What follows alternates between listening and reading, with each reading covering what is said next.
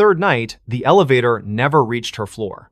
She'd pressed 22, but it stopped randomly 15, 9, 26, each floor wrong, each hallway different. Floor 15 had mirrors lining the walls, reflecting not Riley, but a pale figure with her face, eyes black and unblinking. Floor 9 smelled of ash, its walls scorched, with claw marks gouged into the plaster. Floor 26 was freezing, its windows frosted over, showing a city skyline that wasn't Ashwood's jagged alien under a red sky. Riley stopped using the elevator, taking the stairs, but the stairwell was no better. Doors to random floors were unlocked, leading to the same strange halls she'd seen from the elevator.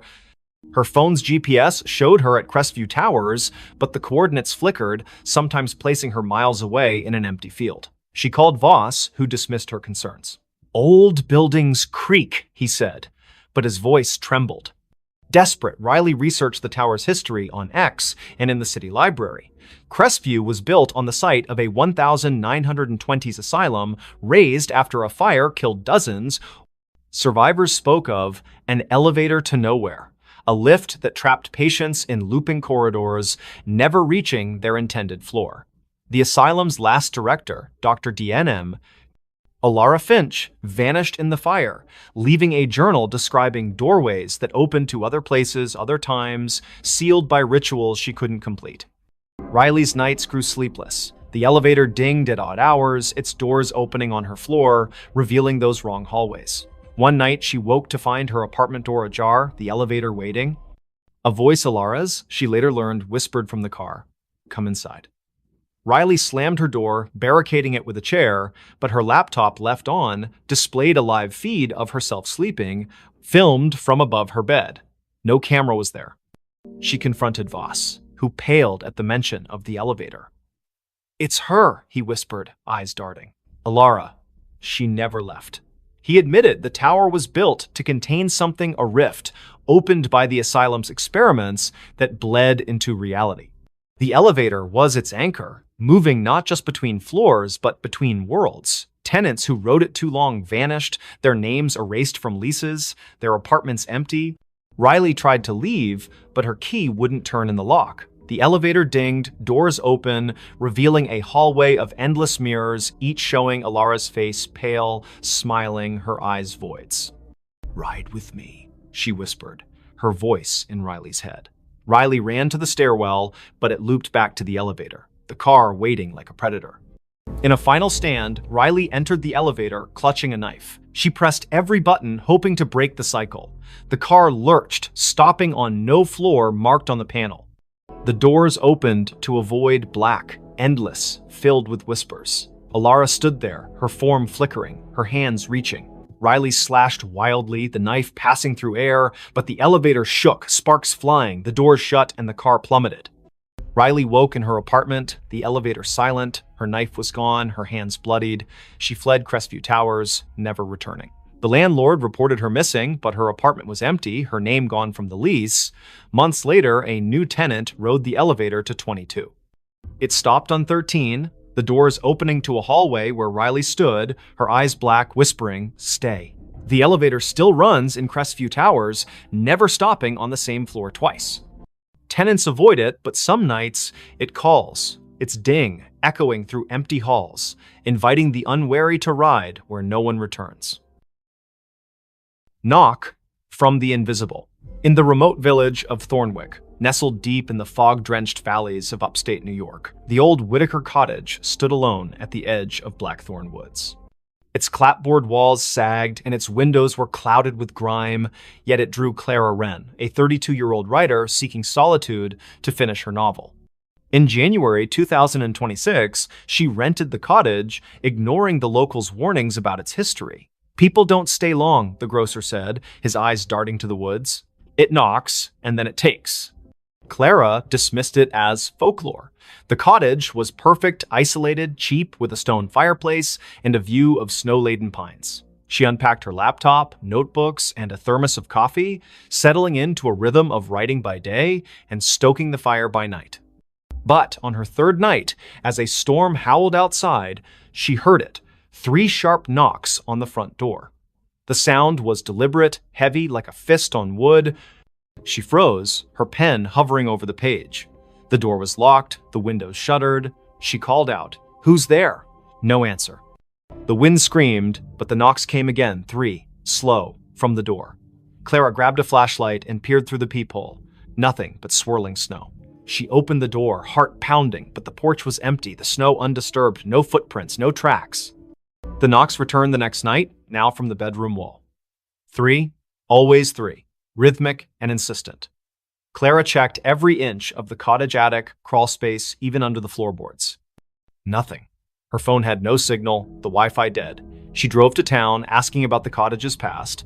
The librarian, an elderly woman named Mrs. Hale, paled. "The Whitakers," she whispered. "They built it in 1890. All 5 vanished by 1893. Neighbors heard knocking before each one disappeared. They called it the Invisible." Clara scoffed but bought salt and sage, sprinkling the former around doors and burning the latter, as Mrs. Hale suggested. That night, the knocks moved to the ceiling, louder, shaking dust from the beams. "Let me in," a voice whispered, soft and genderless, seeping from the walls. Clara's flashlight caught movement, a shadow darting across the room, formless yet heavy, like a weight in the air. She screamed, barricading herself in the bathroom, but the knocks followed, now inside the mirror, the glass rippling like water. She found a diary under a loose floorboard the next day, its pages brittle, written by Eliza Whitaker. "The invisible comes at night," it read. "It knocks to be let in, but it's already here. It wants a vessel." The last entry was scrawled, "I let it in. God forgive me." Clara's hands shook.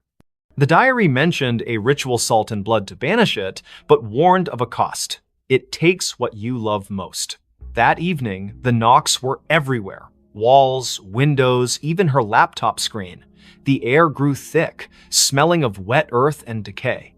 Clara's flashlight died, and the fire dimmed, casting shadows that moved against the light's logic. She poured salt in a circle, pricking her finger to drip blood, as the diary instructed.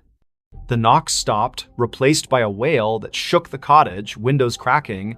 The shadow coalesced, a formless mass with eyes like burning coals hovering outside her circle. "You can't keep me out," it hissed, its voice in her skull. Clara chanted the ritual's words, her voice breaking. The shadow lunged, but the salt flared, repelling it.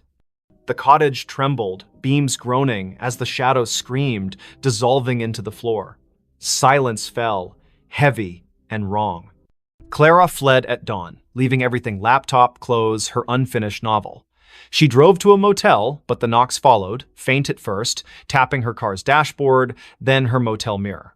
She burned the diary, hoping to sever the tie, but the ashes formed 3 knocks on the table. Her phone, offline, played a recording of her own voice.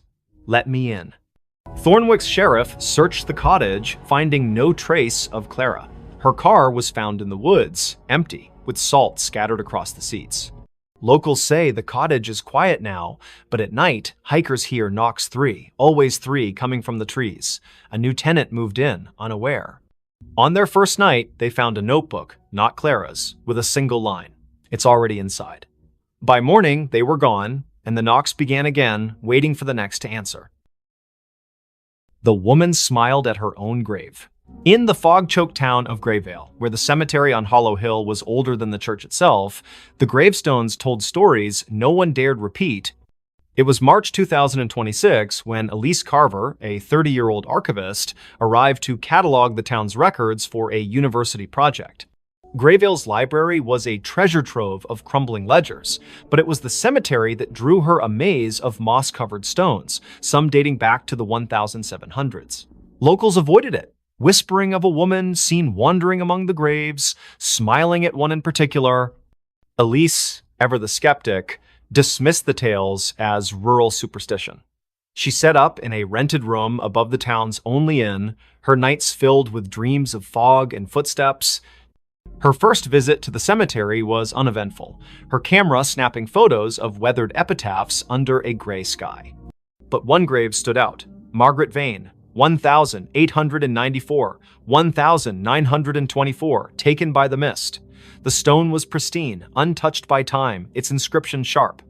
Elise's fingers brushed it, and a chill sank into her bones, though the air was still. That night, her photos wouldn't load. The camera's screen flickered, showing not the cemetery, but a woman pale, with dark hair and a smile that stretched too wide, standing before Margaret's grave. Elise's heart pounded. She hadn't seen anyone there. She deleted the image, but her laptop crashed, rebooting to a desktop wallpaper of the same woman smiling directly at her. The innkeeper, Mrs. Dowell, noticed Elise's unease at breakfast. "You've been to Hollow Hill," she said, her voice low. "Don't go back. Margaret doesn't like visitors." She spoke of 1924, when Margaret Vane, a recluse, was found dead in her home, smiling, with no cause of death. Days before, she'd been seen at her own grave, digging in the dirt, her smile unnerving witnesses. Since then, those who lingered at her grave vanished, their names added to the cemetery's mistaken stones. Elise, stubborn, returned to the cemetery. The fog was thicker, curling like fingers around the graves. She found Margaret's stone again, now surrounded by fresh dirt, as if someone had dug and refilled it. Her camera clicked, but the lens caught a shadow moving behind her, a woman, her dress tattered, her smile a slash of white. Elise spun, finding nothing but fog. Her recorder, left running, picked up a whisper, "You're mine." Back at the inn, Elise's dreams turned vivid. Margaret stood at her grave, smiling, her eyes black voids. "Join me," she mouthed, her voice echoing in the room. Elise woke to find her window open, fog seeping in, and her camera full of new photos. Her sleeping, her walking, her standing at the grave, Margaret always behind her, smiling. She burned sage, a trick from her mother, but the smoke formed Margaret's face, grinning. Desperate, Elise scoured the library. A 1924 journal, hidden in a locked drawer, told of Margaret's pact with the mist, a ritual to cheat death, binding her soul to the cemetery. She'd smile at her grave to seal the bargain, trapping others to sustain her. Each victim's name appeared on a new stone, their bodies never found. Elise's name was scribbled in the journal's margin in her own handwriting, though she'd never touched it. That night, the fog invaded the inn. Elise's door wouldn't lock, her phone dead. She fled to the cemetery, hoping to break the cycle. Margaret's grave was open, a yawning pit. Inside, bones gleamed, and a mirror lay propped against the dirt, reflecting not Elise, but Margaret, smiling, her hands reaching through the glass. "Stay forever," she whispered, her voice in Elise's skull. Elise smashed the mirror, shards cutting her hands. The fog screamed, the grave collapsing, burying the bones. She ran, the town blurring past, until she reached a gas station miles away. She never returned to Grayville. Her photos left behind were found by the innkeeper, each showing Elise at the grave, Margaret's smile growing wider, her face merging with Elise's. Months later, a new archivist came to Grayville. They found a fresh stone in the cemetery. Elise Carver, 1995-2026, taken by the mist. Locals swear they see her at dusk, standing by the grave, smiling a smile too wide, her eyes too dark. The fog rolls in thicker now, and those who linger hear a whisper, "Join me." The stones multiply, and Margaret's grave, always pristine, waits for the next name.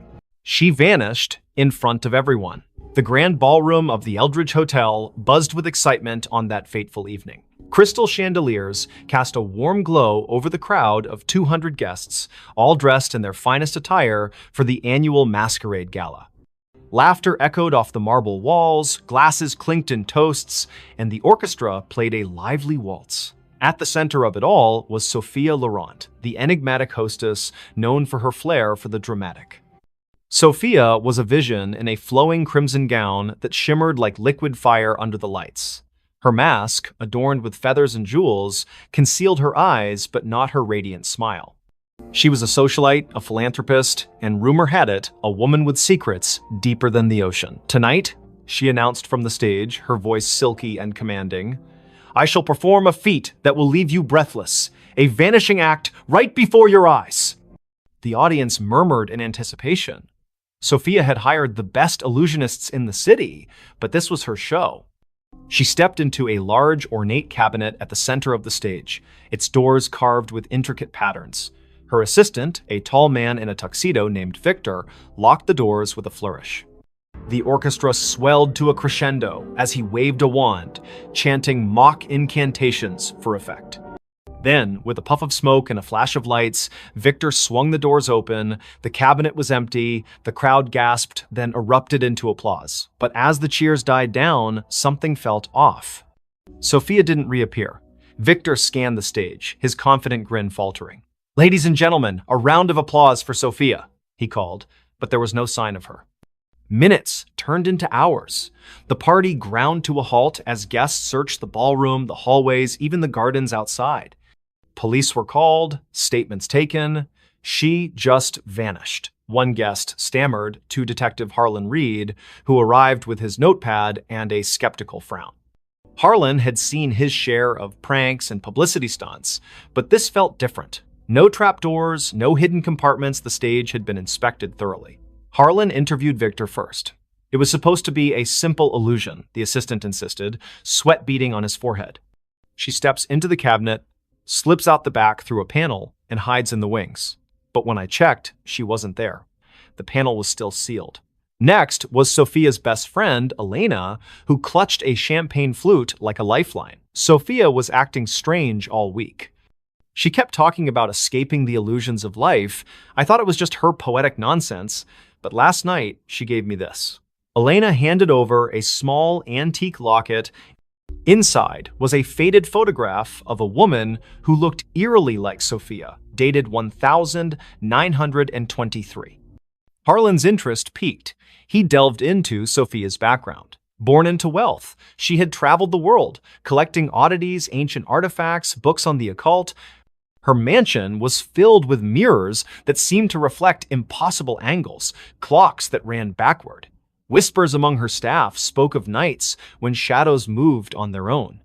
As the investigation deepened, Harlan uncovered a family legend. Sophia's great-grandmother, Isabel Laurent, had vanished in 1923 during a similar gala at the same hotel. Witnesses swore she stepped into a mirror and never came out. The case was unsolved, dismissed as a hoax, but Sophia had been obsessed with it, spending fortunes on psychics and historians. That night, Harlan returned to the ballroom alone. The lights were dim, the stage empty. He approached the cabinet, running his fingers over its carvings. They depicted swirling portals, figures dissolving into mist. On impulse, he opened the doors and stepped inside. The air grew cold, a whisper brushing his ear. "Find me." He spun around, but the doors had shut. Panic surged as the world blurred. When he burst out, the ballroom looked different. Dustier, the chandeliers tarnished. A newspaper on the floor read, 1923 Gala Mystery. Hostess disappears. Harlan's heart raced. This wasn't possible. He rushed to the mirror at the back of the stage, the same one from the old photographs. In its reflection, he saw not himself, but Sophia, her hand outstretched. "The veil is thin here," her image mouthed silently. "I've been waiting." Sophia's vanishing wasn't an act, it was a curse. The Laurent women were bound to a temporal loop, pulled into echoes of the past during moments of high emotion. Isabel had discovered it first, trying to break free but trapping herself. Sophia, learning the truth, had orchestrated the gala to draw attention, hoping someone would follow. Harlan reached toward the mirror, his fingers passing through like water, reality warped. He emerged in 1923, face to face with Isabel, who gasped. "You're from the future?" she asked. Together, they pieced it together. The cabinet was no ordinary prop, it was a relic from an ancient cult designed to bridge timelines. To escape, one had to anchor themselves with a personal token, the locket. Harlan, with Elena's locket in hand, chanted the incantation inscribed inside. A vortex opened, pulling him back, but he wasn't alone. Sophia materialized beside him, gasping for air, her gown disheveled. Back in the present, the crowd had dispersed, but Elena waited. Sophia embraced her friend, tears streaming. "I saw it all, the past, the echoes. I almost didn't make it back." The police called it a hoax, but those who knew the truth kept silent.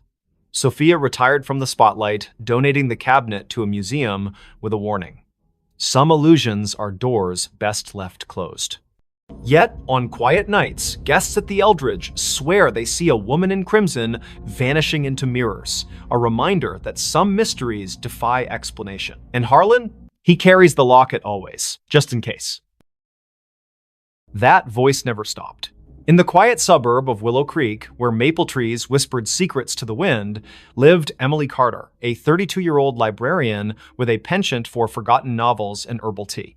Her life was orderly books, shelved by genre, days mapped out in planners until the voice began. It started subtly, one rainy afternoon in her attic apartment. Emily was sorting through old vinyl records when a soft murmur echoed in her mind. Turn left at the corner. She froze, glancing around the empty room. No radio, no neighbors audible through the thin walls. Shaking it off as fatigue, she continued her day. But the voice persisted.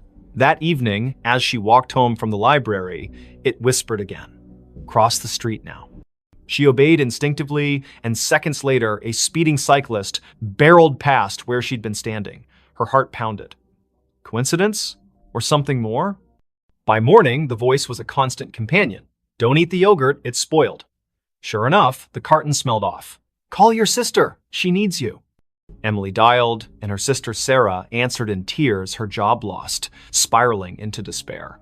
The voice guided Emily through comforting words, turning the call into a lifeline. At first, Emily embraced it. Guardian angel, she joked to herself, researching auditory hallucinations online. But doctors found nothing wrong. No tumors, no schizophrenia markers. Stress-induced, one psychiatrist said. Yet the voice grew bolder, more insistent. Go to the park at dusk, bench by the fountain. Emily complied, curiosity overriding caution. There, an elderly man sat, clutching a faded photo. The voice urged, ask about his daughter. The man, Mr. Harlan, poured out his story, a child lost decades ago in a hit and run. Emily's questions led to a breakthrough. She recalled a library archive mentioning a similar unsolved case. Together, they uncovered clues pointing to a local businessman. Word spread. People sought Emily out, the woman who knew things. A grieving mother found closure about her son's disappearance. A businessman avoided a fraudulent deal. The voice was infallible, but it never revealed its source. Who are you? Emily pleaded silently one night, staring at her reflection. A friend, it replied, warm yet distant. As months passed, the voice's demands escalated. Break into the old warehouse on Elm Street. Emily hesitated this crossed lines, but visions flooded her. A kidnapped child hidden there. She went, heart racing, and found the boy, alerting police anonymously. Heroic, yet terrifying. The voice was reshaping her life, pulling her from quiet anonymity into shadows of danger. Then came the nightmares. Emily dreamed of a car crash, twisted metal, screams, her own face behind the wheel. Waking in sweat, she demanded answers. Tell me the truth! The voice sighed. I am you, Emily, from the future. Disbelief shattered her, but fragments aligned. The crash in her dreams? A memory, not a premonition. In 2047, Emily would invent a neural implant for time echo communication, sending warnings back to prevent tragedies. But a glitch trapped her consciousness in a loop, echoing eternally to her past self.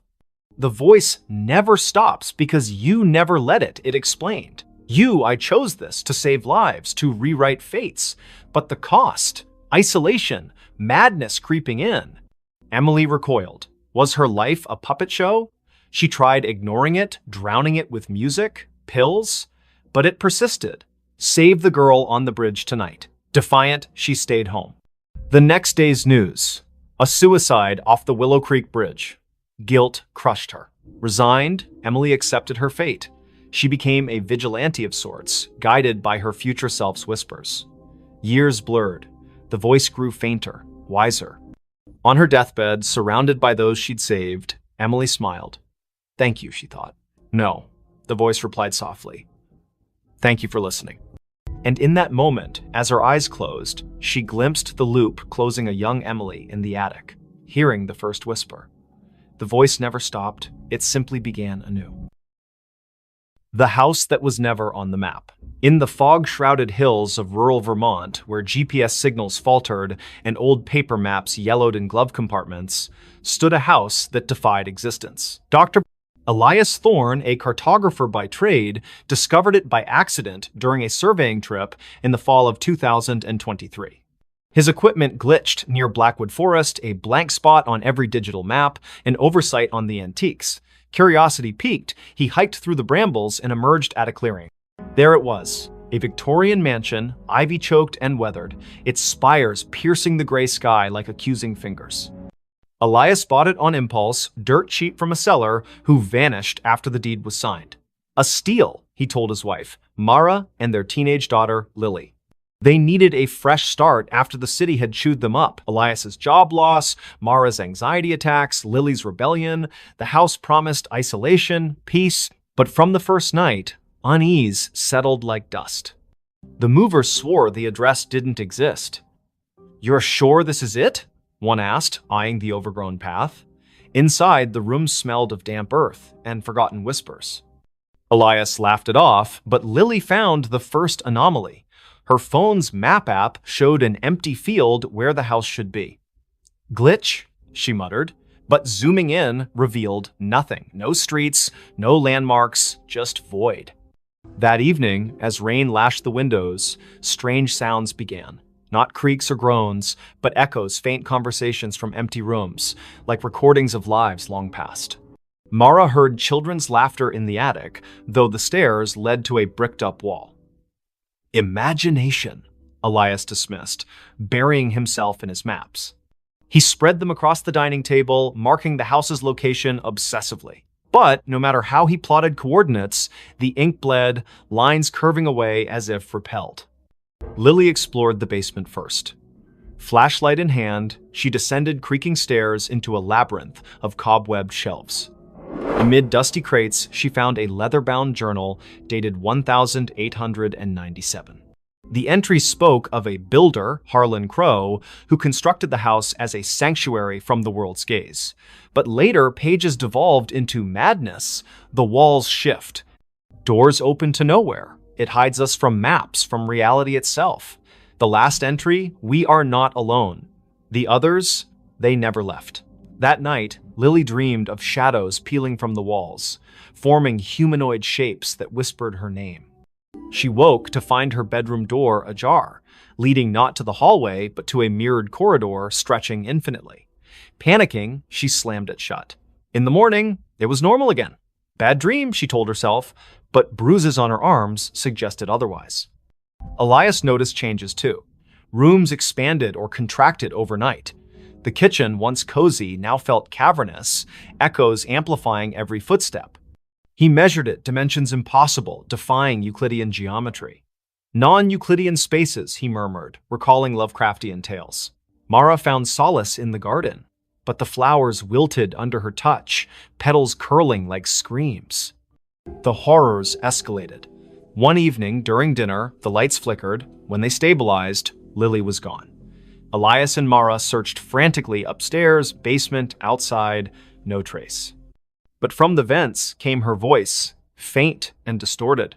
"Help, it's pulling me in." They tore at wallpaper, revealing older layers beneath, faded drawings of trapped figures, hands pressed against invisible barriers. Elias delved into local lore at the town library. Blackwood Forest had a history of disappearances dating back centuries. Settlers spoke of a fold in the world, a place where reality thinned, swallowing the unwary.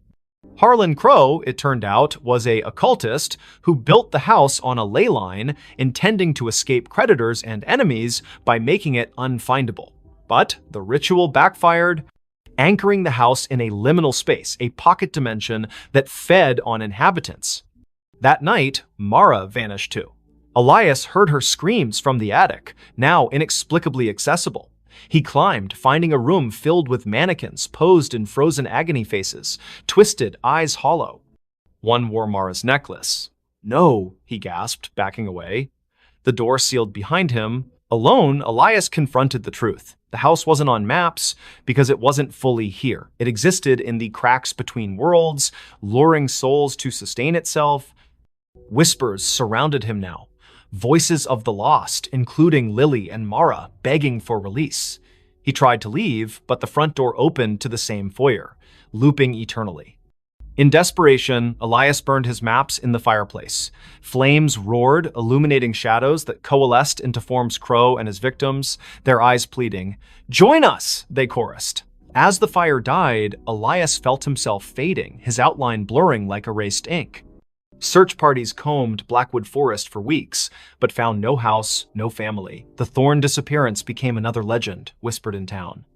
Yet, on foggy nights, hikers swear they glimpse a mansion in the trees, one that vanishes when approached, forever unmarked, eternally hungry. Police found something under the bed. The call came at 3:17 a.m., shattering the quiet of Willowbrook's police station. Officer Rachel Hayes, bleary-eyed from a double shift, grabbed the radio. "Disturbance at 42 Maple Lane. Dispatch crackled. Neighbor reports screams. Possible domestic." Rachel exchanged a glance with her partner, Officer Tom Carver. They'd patrolled this sleepy suburb for years. Nothing ever happened on Maple Lane. The house was a modest two-story, its porch light flickering like a dying star. Rachel knocked, but no one answered. The neighbor, Mrs. Clancy, stood across the street, clutching her robe. "It was a woman's scream," she whispered. Then silence. "The Porters. They're quiet folks. Something's wrong." Tom jimmied the lock, and they stepped inside. The air was thick, stale, with a faint metallic tang. The living room was pristine, couch cushions fluffed, a muted TV playing infomercials. Rachel's flashlight swept the staircase. "Police!" she called. No response. Upstairs, the master bedroom door was ajar. Rachel nudged it open, her hand on her holster. The bed was unmade, sheets tangled like a struggle had occurred. A bedside lamp lay shattered on the floor. Tom checked the closet empty. Rachel crouched, peering under the bed. Her breath caught. "Tom, get over here." Beneath the bed frame, scratched into the hardwood, was a crude pentagram, its lines smeared with something dark and sticky. In its center lay a bundle, wrapped in a stained blanket. Rachel's pulse hammered as she reached for it, expecting a body. Instead, she found a doll crudely stitched, with buttons for eyes and straw poking through seams. Its fabric was damp, reeking of copper. "Blood?" Tom whispered, his face pale. Rachel nodded, bagging the doll as evidence. The radio crackled back up, was 10 minutes out. But the house felt alive, its silence oppressive. A faint scratching came from the walls, rhythmic, like claws on wood. They searched the rest of the house. In the basement, they found Polaroids scattered across a workbench, images of the Porters, Claire and David, smiling at first, then progressively gaunt, eyes hollow. The last photo showed Claire staring blankly, her hands clutching the doll. Scrawled on the back, "It sees us." Rachel's skin prickled. "We need to find them," she said. But Tom pointed to the ceiling. The scratching had moved upstairs. They ascended cautiously, following the sound to the guest room. The door was locked. Tom kicked it open, revealing a small space with a single window, curtains billowing despite no breeze. On the floor lay David Porter, his throat slashed, eyes wide in frozen terror. Claire was gone.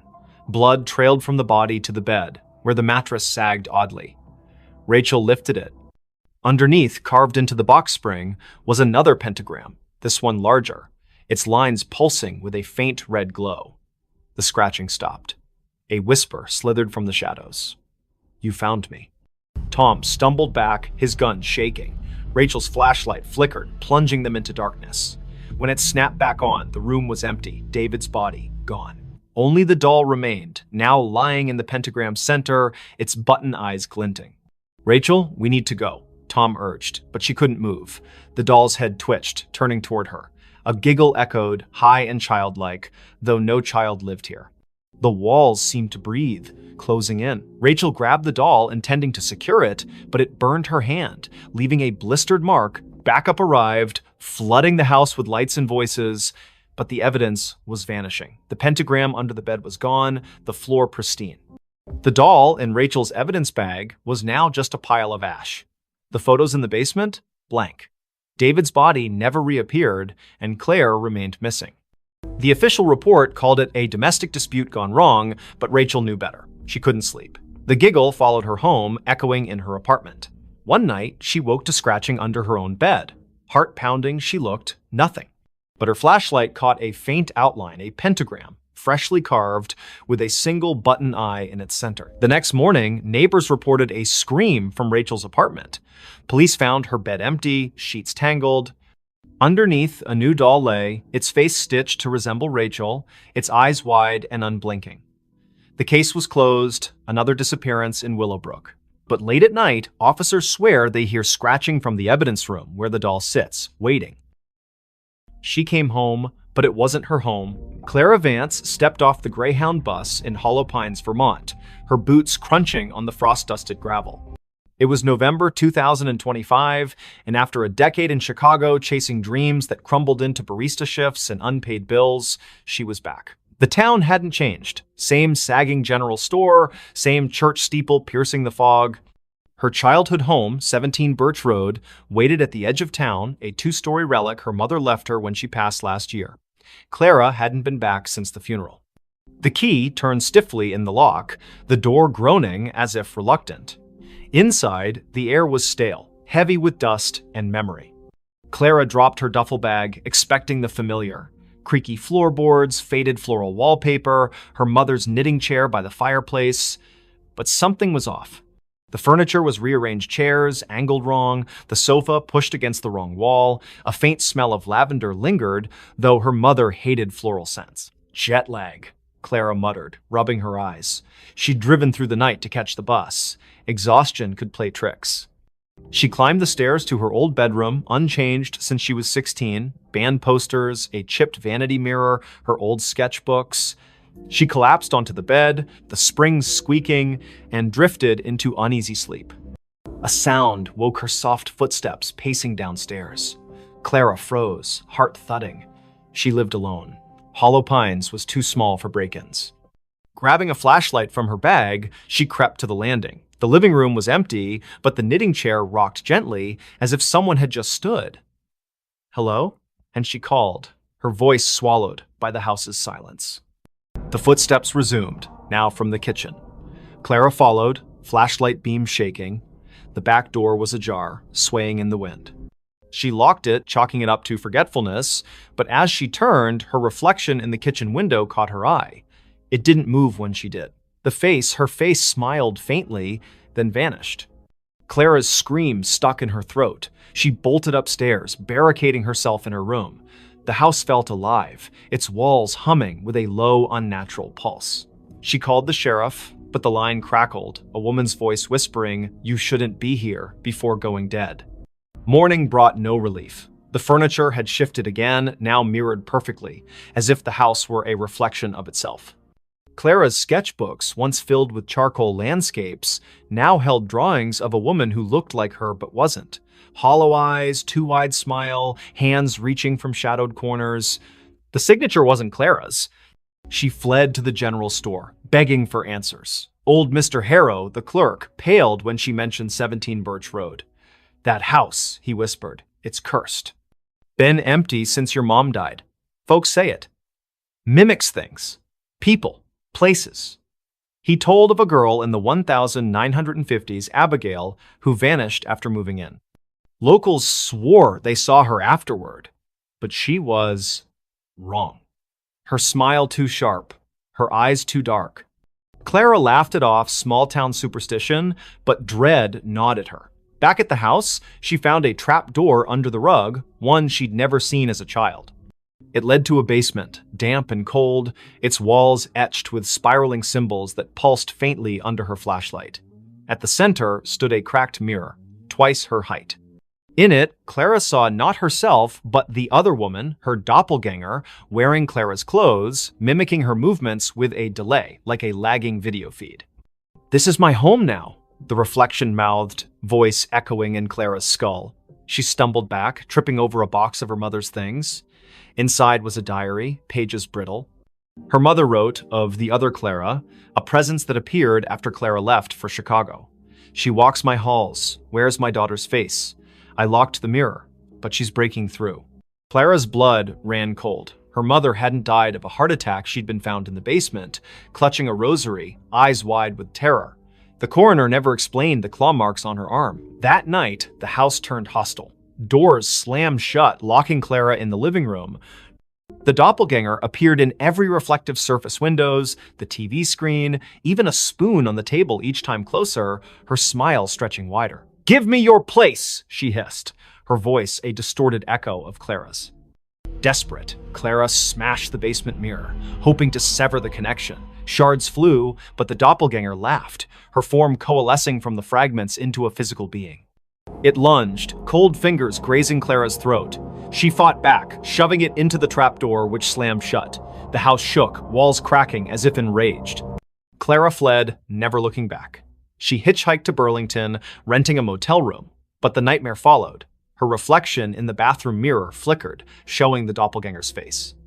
On her phone, photos of Hollow Pines showed a house that wasn't there, an empty lot where 17 Birch Road should be. Weeks later, a new family moved into a vacant house on Birch Road. They found Clara's duffel bag, her sketchbooks, but no Clara. Neighbors whispered of a woman seen at dusk, sketching by the church, her smile too wide, her eyes too dark. When police searched, they found a trapdoor, a shattered mirror, and a diary warning of a house that steals souls, replacing them with something else.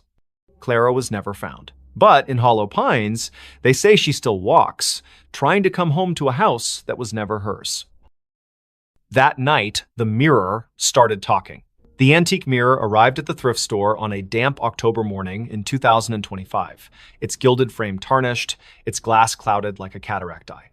Nora Blake, a 29-year-old artist with a penchant for salvaging broken things, bought it for $10.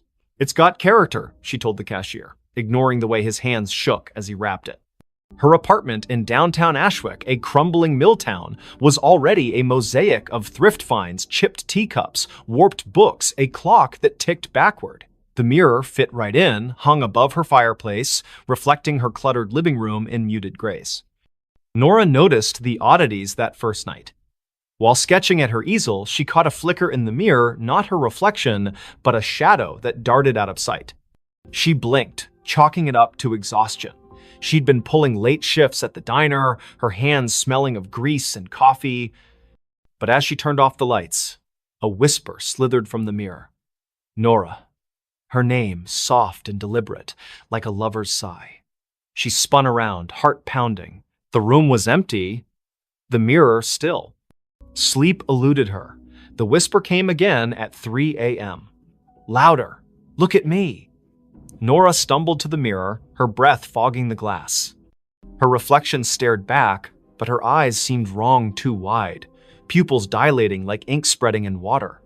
She touched the glass. It was warm, pulsing faintly. Stress, she muttered, unplugging every light and crawling back to bed. By morning, the mirror had changed.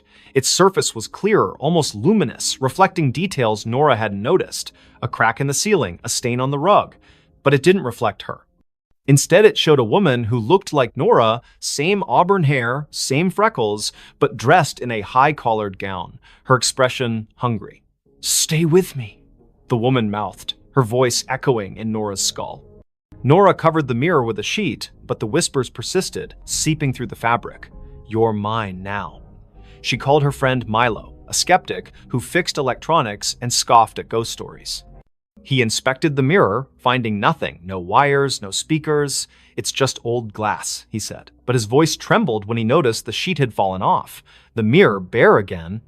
That night, Nora dreamed of the woman in the gown. She stood in a candlelit room, walls dripping with black mold, chanting in a language Nora didn't know. The woman's hands reached through the dream, clawing at Nora's chest. She woke gasping, claw marks burning across her ribs. The mirror glowed faintly, the woman's face pressed against the glass from the inside, smiling. Nora researched the mirror's origins. The thrift store had no records, but an old newspaper clipping mentioned a similar mirror owned by Evelyn Crane, an Ashwick heiress who vanished in 1892. Locals claimed Evelyn practiced witchcraft, trapping souls in reflective surfaces to cheat death. Her mansion burned down, but the mirror survived, passing through estate sales, each owner meeting misfortune, suicides, disappearances, madness. Desperate, Nora tried to destroy the mirror. She swung a hammer, but the glass didn't crack. The blow reverberated, knocking her back. The woman's laughter filled the room, sharp and gleeful. You can't break me. Objects began moving, books slid off shelves, teacups shattered.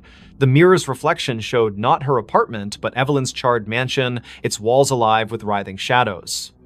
Milo returned, pale but determined, with a priestess from a local Wiccan group. She burned sage, chanting protections, but the air grew heavy, the temperature plummeting. The mirror pulsed, and Evelyn's voice boomed. "This is my vessel." The priestess screamed, blood trickling from her nose, and fled. Milo stayed, gripping Nora's hand. "We burn it," he said. They doused the mirror in gasoline, but the flames wouldn't catch. Instead, the mirror's surface rippled, and Evelyn stepped out, her form solidifying, gown pristine, eyes black voids. Nora and Milo ran, but the apartment's doors locked, windows sealed. Evelyn's laughter chased them, her footsteps heavy. "You invited me in," she taunted, her fingers brushing Nora's neck, cold as frostbite. In a final stand, Nora faced the mirror, staring into Evelyn's eyes. "Take me, but leave him," she pleaded. The mirror flared, and Nora felt herself pulled inside, her body dissolving into light. She saw Evelyn's memories, betrayals, rituals, a desperate pact with something ancient. Then, darkness. Milo woke in the apartment, alone. The mirror was gone, the wall bare. Nora's sketchbooks lay open, filled with drawings of Evelyn's face. Police searched, but Nora was another Ashwick disappearance. Milo kept quiet, fearing disbelief, but he never returned to the apartment. Months later, a new tenant hung a cheap mirror above the fireplace. That night, it whispered, "Look at me." And in its reflection, Nora's face appeared, her eyes too wide, her smile not her own. The final note before disappearing. In the sleepy coastal town of Greyhaven, where the Atlantic's waves whispered secrets to the cliffs, the old lighthouse on Widow's Point stood abandoned. Its beacon hadn't spun since 1987, when keeper Amos Reed vanished, leaving only a cryptic note in the logbook. "The song calls. I must answer." Locals avoided the place, claiming the wind carried eerie melodies at night. But for Lena Harper, a 34-year-old composer with a faltering career, the lighthouse was a last chance to find inspiration. Lena arrived in October 2025, renting a cottage near the cliffs.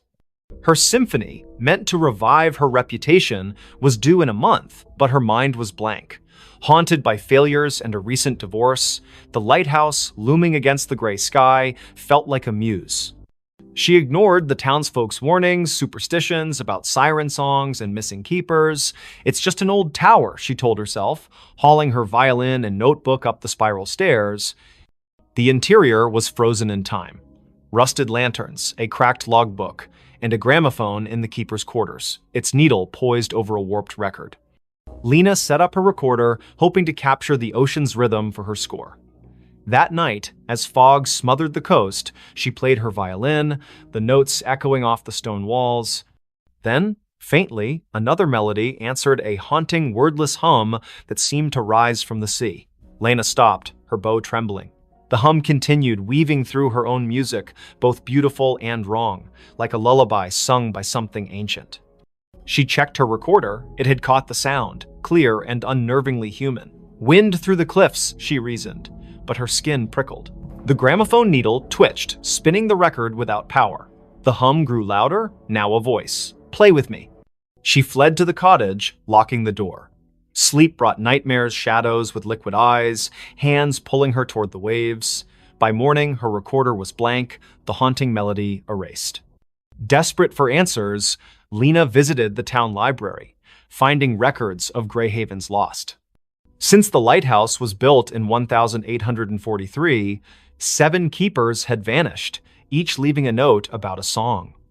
The last, Amos, was found days before his disappearance, wandering the cliffs, muttering about her voice. Lena's obsession grew. She returned to the lighthouse, playing her violin to lure the voice. It came stronger, singing in a language she didn't know, yet understood.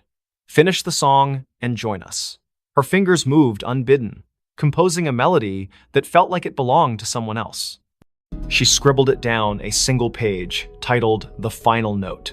It was perfect, her masterpiece, but writing it left her drained, her reflection in the lantern room's glass pale and unfamiliar.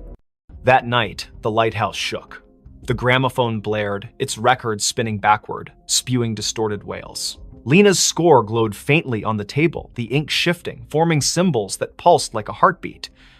The voice was inside now. "You're mine." Shadows slithered from the walls, their forms humanoid but fluid, eyes glinting like oil slicks. They circled her, humming her own melody. Lena ran, but the stairs looped endlessly, each turn bringing her back to the lantern room. The glass walls reflected not the ocean, but a churning abyss, faces pressing against it. Amos, the other keepers, their mouths open in silent screams. The voice laughed, "Complete it, or stay forever." In a panic, Lena grabbed her score and tore it, scattering the pieces. The shadows shrieked, the lighthouse trembling as if in pain. The gramophone exploded, shards cutting her arms. She stumbled outside, collapsing on the cliffs. Dawn broke, the fog lifting, and the lighthouse stood silent, its door sealed as if never opened. Lena fled Greyhaven, her symphony unwritten. She burned her violin, moved inland, and swore never to compose again. But the melody lingered, humming in her dreams. Months later, a package arrived at her new apartment, no sender, no postmark. Inside was a single sheet of music, her handwriting titled "The Final Note." The ink was wet, smelling of salt and decay. She called the Greyhaven sheriff, who sent a deputy to Widow's Point. The lighthouse was empty, the logbook untouched since Amos's note. But on the cliffs, they found Lena's recorder, playing a loop of her voice singing the haunting melody, though she hadn't returned. Her cottage was searched, her belongings were gone, replaced by a single note. "The song calls. I answered." Fishermen avoid Widow's Point now. On stormy nights, they hear a violin over the waves, joined by a chorus of voices that never fade. The lighthouse remains dark, but some swear its beacon flickers briefly, illuminating a figure at the edge of the cliff, playing one final note before disappearing into the sea. The hiker saw something he wasn't supposed to see. The Appalachian Trail stretched like a vein through the dense forests of northern Maine, where the trees grew so thick they swallowed sunlight.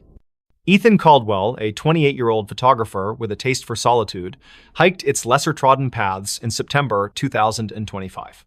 His goal was simple: capture the untamed beauty of the wilderness for a freelance gig. His backpack held a Nikon, a journal, and enough supplies for a week. He didn't expect company. Most hikers avoided this stretch, spooked by rumors of missing campers and strange lights in the woods. By the third day, Ethan was deep in the forest, miles from any road. The air was crisp, scented with pine and damp earth. He set up camp near a nameless creek, its water black under the canopy. As dusk fell, he noticed an oddity. His compass spun lazily, refusing to settle. "Cheap gear," he muttered, relying on his map instead. That night, under a moonless sky, he heard it a low hum, like a distant engine, pulsing through the ground. It wasn't animal, wasn't natural. Curiosity tugged at him. The next morning, Ethan followed the creek upstream, chasing the hum's source. His camera hung around his neck, ready to snap anything unusual. The forest grew denser, the trail vanishing into a tangle of roots and moss. Then he saw it, a clearing, unnatural in its perfection, as if the trees had been pushed back by an invisible force. At its center stood a structure, a stone arch, weathered and covered in glyphs that seemed to writhe under his gaze. It wasn't on any map, and Ethan had never read of ruins in this part of Maine. He raised his camera, snapping photos. The glyphs glowed faintly, a sickly green, though no light source explained it. The hum intensified, vibrating in his chest. Through the arch, the air shimmered like heat rising from asphalt, showing glimpses of a different forest darker, with twisted, leafless trees. Ethan stepped closer, his lens capturing the anomaly. That's when he saw her. A figure stood just beyond the arch, humanoid but wrong, too tall, limbs too long, its face a blur of shadow. It didn't move, yet Ethan felt watched, his skin crawling as if ants marched beneath it. He lowered the camera, and the figure was gone. But when he checked the viewfinder, it was there, closer. Its face now a featureless void with pinprick eyes. His hands shook as he backed away, the hum now a deafening drone in his skull. Ethan ran, branches clawing at his face. His compass was useless, spinning wildly. The forest seemed to shift, paths looping back to the clearing no matter which way he turned. Panic set in as night fell, the hum replaced by whispers his name, spoken in a voice that wasn't human. "You saw," it hissed, echoing from every tree. He stumbled into his campsite, only to find his tent shredded, his journal open to a page he hadn't written. You weren't supposed to see. Desperate, Ethan checked his camera. The photos of the arch were gone, replaced by images of himself hiking, sleeping, eating, taken from angles that meant someone or something had been watching him for days.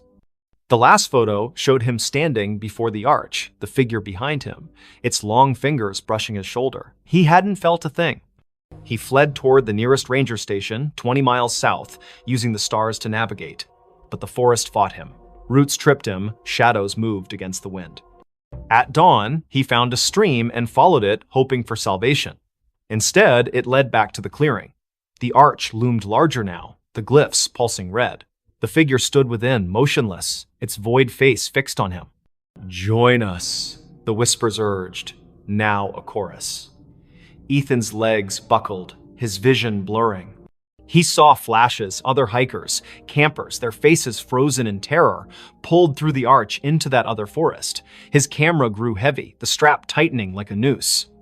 He tore it off, smashing it against a rock. The whispers screamed, the arch flaring bright enough to burn his eyes. Ethan ran blindly, collapsing hours later near a logging road. A trucker found him, incoherent, babbling about an arch and eyes in the dark. Rangers searched, but found no clearing, no structure. Ethan's camera was gone, his journal blank except for that one scrawled note. Doctors diagnosed exposure and trauma, but Ethan knew better. He moved to a city, avoiding forests, but the whispers followed, faint at first, growing louder each night. You can't unsee. Months later, a hiker found a single photo wedged in a tree on the Appalachian Trail, a grainy shot of Ethan standing before a stone arch, his face pale, eyes wide. Behind him, a figure loomed, its fingers on his shoulder. The hiker burned the photo, fearing it would follow him too. But in Greyhaven's bars, they still talk of the arch that appears to the lost, and the things that watch from the other side, waiting for those who see what they shouldn't. The phone rang, but it wasn't plugged in. In the small town of Coldwater, Maine, where winter clung to the streets like a bad memory, Sarah Klein moved into the old duplex on Sycamore Street in December 2025. She was 31, a graphic designer fleeing a toxic relationship and a city that felt suffocating. The duplex was cheap, its faded wallpaper and sagging floors a small price to pay for solitude. The landlord, a nervous man named Mr. Greeley, handed her the keys with a warning. "Don't mind the quirks, old houses creak." Sarah nodded, eager to unpack and start over. The first quirk appeared on her second night. She was sorting boxes in the living room when the phone rang, a shrill, brassy jangle from an ancient rotary phone on the kitchen counter. Sarah froze. The phone's cord dangled unplugged, its end frayed and caked with dust. She approached it, the ringing growing louder, insistent. Hesitating, she lifted the receiver. Static crackled. Then a voice, low, garbled, neither male nor female, whispered, "You're not supposed to be here." The line went dead, the phone cold in her hand. Sarah checked the cord again. No outlet, no connection. She laughed nervously, blaming stress. She'd been sleeping poorly, haunted by dreams of her ex's voice echoing in empty rooms. She unhooked the receiver and placed it in a drawer, determined to ignore it, but the next night it rang again, the sound muffled from inside the drawer. Sarah's heart thudded as she opened it. The receiver was back on the cradle, the phone unplugged. "Leave," the voice hissed when she answered. Sharper this time, like it was closer. She called Mr. Greeley, who chuckled uneasily. "That old thing? Been dead for years. Probably faulty wiring. He promised to send an electrician, but no one came." Sarah tried to focus on work, sketching logos on her tablet, but the phone rang every night at 3:13 a.m., each call more menacing. "Get out, or stay forever," it warned, the static now laced with faint screams. She stopped answering, but the ringing grew louder, vibrating through the walls. Desperate, Sarah dug into the duplex's history. The town library's archives revealed a grim past. In 1974, the previous tenant, Margaret Hale, vanished after neighbors reported hearing her scream during a storm. Her belongings were found untouched, except for a rotary phone unplugged with a note beside it. It won't stop. Other tenants had fled over the decades, citing noises and bad feelings. A man in 1992 claimed the phone spoke his name before he disappeared. Sarah's dreams worsened. She saw Margaret, pale and eyeless, standing in the kitchen, dialing the rotary phone with skeletal fingers. In the dreams, the walls bled, and the voice from the phone chanted, "Join us." Waking, Sarah found scratches on her arms, as if she'd clawed herself. She bought a new phone, a modern cordless one, but it too rang at 3:13 a.m., unplugged, spitting the same garbled voice. She tried to leave, packed a bag, booked a motel, but the duplex's doors wouldn't open, locks jammed, windows stuck, her car keys vanished, reappearing on the kitchen counter beside the rotary phone. In a panic, she smashed the phone with a hammer. The plastic cracked, but the ringing continued, now emanating from the walls, the floor, her own skull. "You can't break me," the voice laughed. Sarah turned to the internet, posting on X about haunted phones in Coldwater. A local, @MainMysteries, replied with a thread about Sycamore Street. The duplex was built on a forgotten burial ground, desecrated in the 1800s. Mediums had visited, claiming a presence, something old, something angry, trapped souls of those who lived there, using the phone as a conduit. The thread ended abruptly. The user hadn't posted since. That night, the ringing was deafening. Sarah, sleepless and fraying, answered. The voice was clear now, almost her own. "Look behind you." She spun, seeing nothing but shadows. But in the hallway mirror, a figure stood Margaret, her face a rotting mask, her hands reaching through the glass. Sarah screamed, dropping the receiver. The lights flickered, and the air grew heavy, smelling of wet earth and decay. She barricaded herself in the bedroom, but the walls pulsed, whispering her name. The phone, shattered, reassembled itself on her nightstand, ringing relentlessly. In a final act of defiance, Sarah burned sage, chanting prayers she half remembered from childhood. The ringing stopped, replaced by a howl that shook the duplex. The mirror cracked, and Margaret's form lunged, cold fingers grazing Sarah's throat. Sarah blacked out. She woke at dawn, sprawled on the kitchen floor, the phone silent, its cord still unplugged. The doors opened easily now. She fled, leaving everything behind. The motel clerk in the next town swore she checked in alone, but Sarah felt watched, the voice's echo lingering in her ears. Weeks later, a new tenant moved into the duplex. They found a rotary phone, pristine, on the counter. That night, it rang, unplugged, whispering a new name. In Coldwater, they don't talk about Sycamore Street anymore.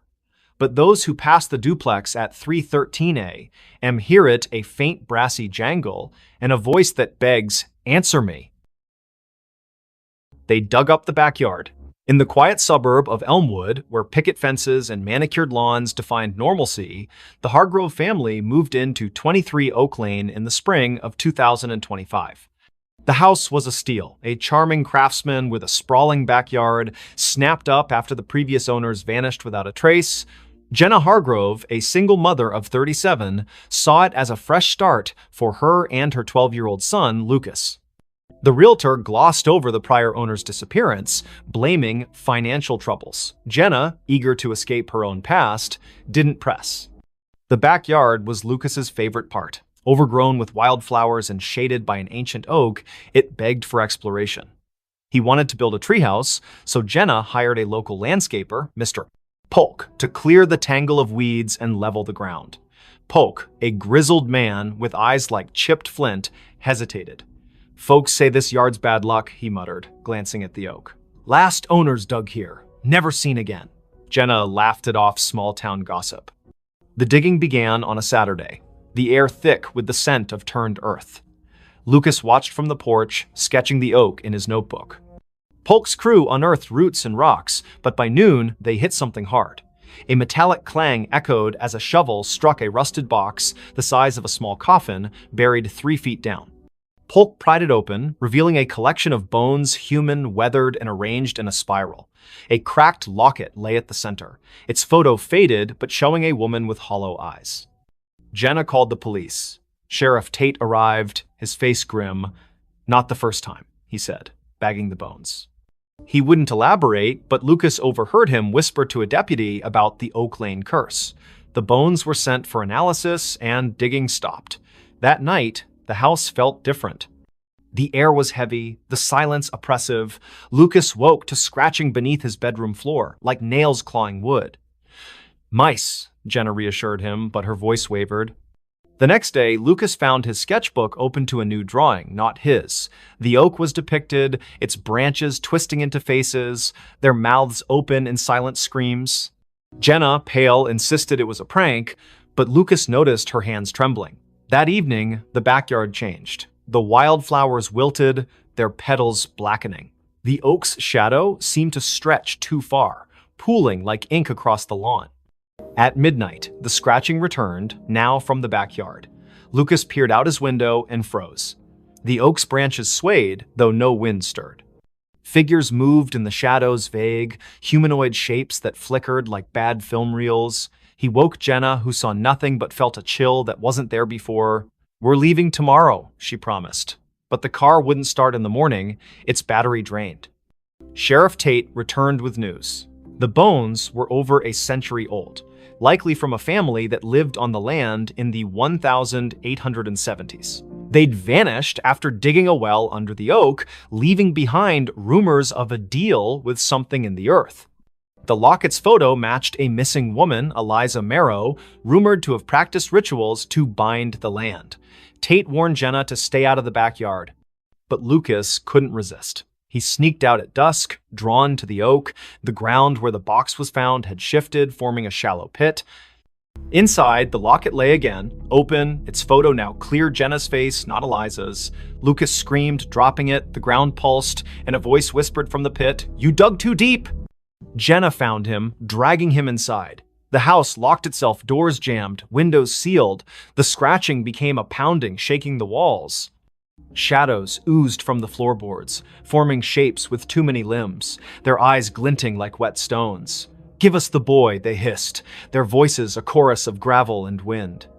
Jenna clutched Lucas, barricading them in the bathroom. She burned sage, a trick from her grandmother, but the smoke curled into symbols matching those on the locket. The shadows laughed, their forms pressing against the door. In desperation, Jenna grabbed a kitchen knife and carved a circle around them, chanting half-remembered prayers. The pounding stopped, but the air grew colder, the shadows retreating to the backyard. At dawn, the doors opened. Jenna and Lucas fled to a motel. Sheriff Tate searched the house, finding nothing. No locket, no pit, just fresh dirt under the oak, as if untouched. The Hargroves never returned. The house was sold again to a young couple who ignored the rumors. They started digging for a garden, and the oak's shadow grew longer. Weeks later, a neighbor reported screams from 23 Oak Lane. Police found the couple's car running, doors open, but no trace of them. In the backyard, a new locket lay under the oak, its photo showing Lucas, his eyes hollow.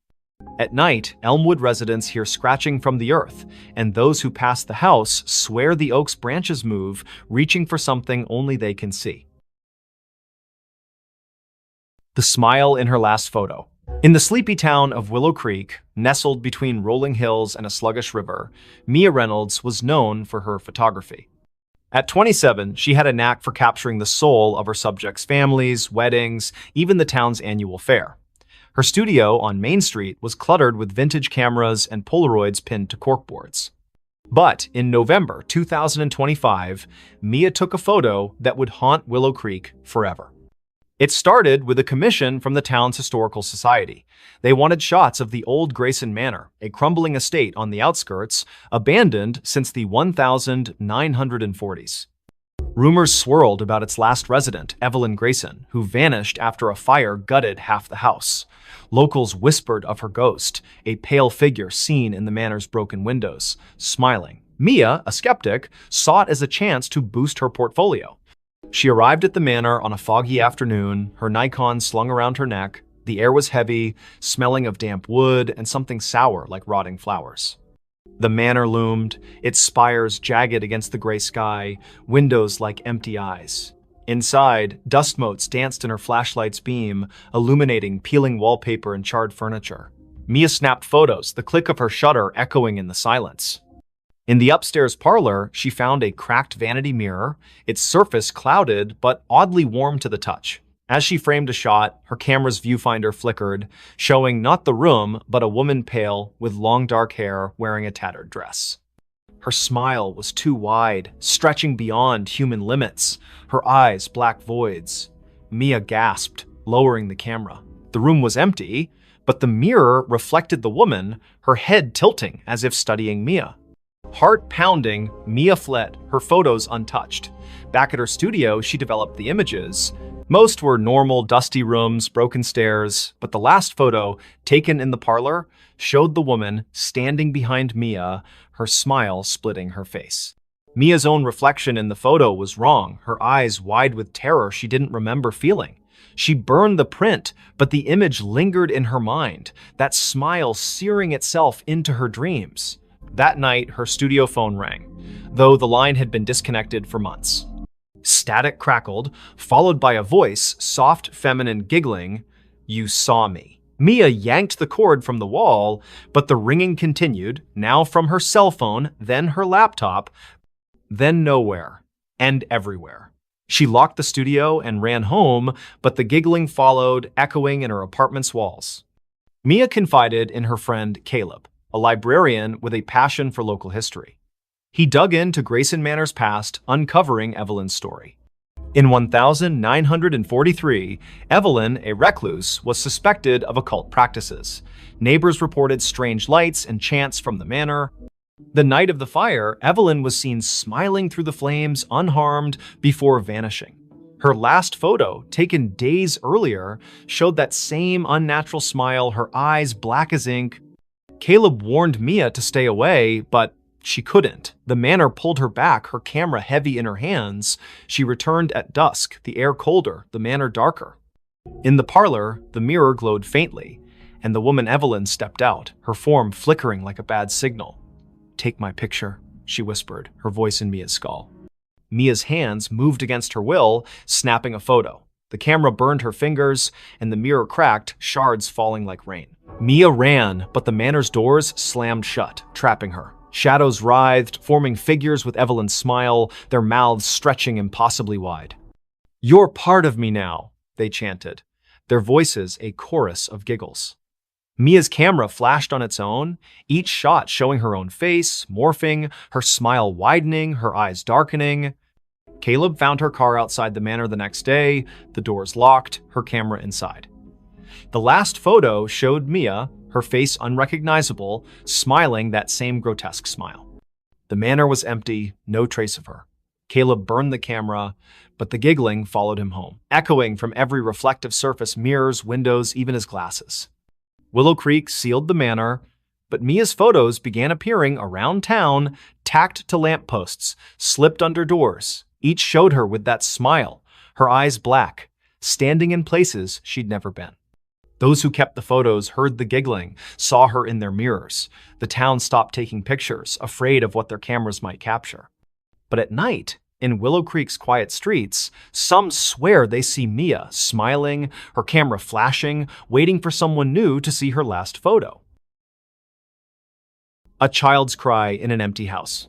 In the forgotten outskirts of Dunhaven, a Rust Belt town where factories stood like tombstones, the house at 9 Hollow Road was a local legend. Its windows were boarded, its paint peeled like dead skin, and its yard was a jungle of thorns. No one had lived there since the 1980s, when the Miller family vanished, parents, 2 kids gone overnight. The only trace was a child's shoe found in the attic, stained with something the police never identified. In November 2025, Nora Ellis, a 34-year-old true crime podcaster, saw the house as her next big story. Nora arrived with her recorder, a flashlight, and a skeptical smirk. Dunhaven's locals warned her away, whispering of cries heard at midnight, lights flickering in empty rooms. "Ghost stories pay the bills," she told her producer over the phone, setting up in the house's foyer. The air was thick, smelling of mildew and something sharper, like burnt sugar. Her recorder hummed, capturing the silence until a faint sob broke through, a child's voice trembling from upstairs. Nora froze, The house was supposed to be empty. She called out, "Hello?" Her voice echoed, unanswered, but the sobbing grew louder, coming from the attic. She climbed the stairs, their creaks swallowing her footsteps. The attic door was ajar, though town records swore it was nailed shut after the Millers' disappearance. Inside, the air was colder, the darkness heavier. Her flashlight caught a child's drawing on the floor, stick figures in a circle, their heads scratched out, red crayon dripping like blood. The sobbing stopped. Nora's recorder crackled, replaying the cry on loop, though she hadn't touched it. "Help me," the voice whispered, now inside her head. She stumbled back, her flashlight flickering. In its beam, she saw movement, a small figure darting behind a pile of moldy boxes. "Who's there?" she shouted, but the attic was empty again. Her recorder now played a different sound, laughter, high and cruel, layered over the sobs. Nora dug into the Millers' case that night, holed up in a motel. Old newspaper clippings told of the family's odd behavior before they vanished, parents pale and withdrawn, the children, Anna and Tim, seen drawing strange symbols in the yard. A neighbor claimed Anna spoke of friends in the walls who sang to her. The police found no bodies, no clues, only that shoe, a girl's sneaker, size 3, with stains that tested inconclusive. Back at the house the next day, Nora set up motion sensor cameras. At dusk, the sobbing returned, now from the basement. She descended, the stairs slick with dampness. The basement was a maze of crates and rusted pipes, the air thick with the burnt sugar smell. Her camera caught nothing, but her recorder picked up whispers. "Stay with us." A child's handprint appeared on a crate, wet and glistening, though the floor was dry. Nora's skin crawled as the sobbing turned to giggles, echoing from every corner. She found a loose floorboard, prying it up to reveal a tin box. Inside were Anna's drawings, dozens of them, showing a faceless figure with too many arms, surrounded by crying children. A note, in childish scrawl, read, "They want us to stay forever." As Nora read, the basement door slammed shut. Her flashlight died, and the giggles became screams. Not a child's, but something older, hungrier. "You found us," it hissed. Nora's cameras failed, their footage corrupted, showing only static with faint outlines of a child's face, eyes black. She ran, but the house seemed to shift, hallways looping, doors leading back to the basement. In the attic, the drawings had multiplied, covering the walls, now depicting Nora alongside the faceless figure. Her recorder played her own voice, screaming, though she hadn't opened her mouth. Desperate, she smashed a boarded window, crawling into the thorn-choked yard. The cries followed, now outside, circling her. She stumbled to her car, driving to the motel, but the rearview mirror showed Anna's face, her eyes hollow, her mouth a gaping smile. Nora swerved, nearly crashing, and the face vanished. The next day, she returned with a priest, Father Daniels, who paled at the house's threshold. "This isn't a haunting," he whispered. "It's a trap." He sprinkled holy water, but it hissed, evaporating on the floor. The cries erupted, shaking the walls, and the priest fled, clutching his cross. Nora stayed, recording one last episode. "Whatever took the Millers is still here. It wants me too." That night, Nora vanished. Her car was found at 9 Hollow Road, her recorder inside, playing a loop of a child's cry and her own screams. The house was empty, the drawings gone, but neighbors reported lights in the attic. A new family moved in months later, unaware of the history. Their daughter found a shoe in the attic, Nora's stained with something red. At midnight, they heard it, a child's cry echoing from an empty house, calling them to stay. The elevator never stopped on the same floor. In the heart of Ashwood City, where skyscrapers cast long shadows over neon-lit streets, the Crestview Towers stood as a relic of faded glory. Built in the 1970s, its 30 floors housed a mix of offices, apartments, and rumors of strange happenings. By December 2025, most tenants had fled, spooked by flickering lights and whispers in the halls. But for Riley Tate, a 29-year-old freelance coder scraping by, the cheap rent on the 2021 floor was worth the eerie vibes. Riley noticed the elevator's quirk on her first day. She pressed 22, but the car stopped on 13. A floor marked storage on the panel, its doors opening to a dark hallway lined with rusted lockers. The air was stale, smelling of mildew and something metallic. She jabbed the close button, but the elevator lingered, as if waiting. "Old wiring," she muttered, ignoring the faint hum like a distant voice coming from the corridor. The next day, it happened again. She pressed 22, but the elevator stopped on 7, revealing a dimly lit floor with peeling wallpaper and a child's tricycle tipped over in the hall. No one lived on 7. The landlord, Mr. Voss, a gaunt man with nervous eyes, swore it was vacant. Riley's skin prickled as the hum returned, now forming words, "Stay." She slammed the close button, her heart racing as the door shut. By the third night, the elevator never reached her floor. She'd pressed 22, but it stopped randomly 15, 9, 26, each floor wrong, each hallway different. Floor 15 had mirrors lining the walls, reflecting not Riley, but a pale figure with her face, eyes black and unblinking. Floor 9 smelled of ash, its walls scorched, with claw marks gouged into the plaster. Floor 26 was freezing, its windows frosted over, showing a city skyline that wasn't Ashwood's jagged alien under a red sky. Riley stopped using the elevator, taking the stairs, but the stairwell was no better. Doors to random floors were unlocked, leading to the same strange halls she'd seen from the elevator. Her phone's GPS showed her at Crestview Towers, but the coordinates flickered, sometimes placing her miles away in an empty field. She called Voss, who dismissed her concerns. "Old buildings creak," he said, but his voice trembled. Desperate, Riley researched the tower's history on X and in the city library. Crestview was built on the site of a 1920s asylum razed after a fire killed dozens. Survivors spoke of an elevator to nowhere, a lift that trapped patients in looping corridors, never reaching their intended floor. The asylum's last director, Dr. DNM, Alara Finch, vanished in the fire, leaving a journal describing doorways that opened to other places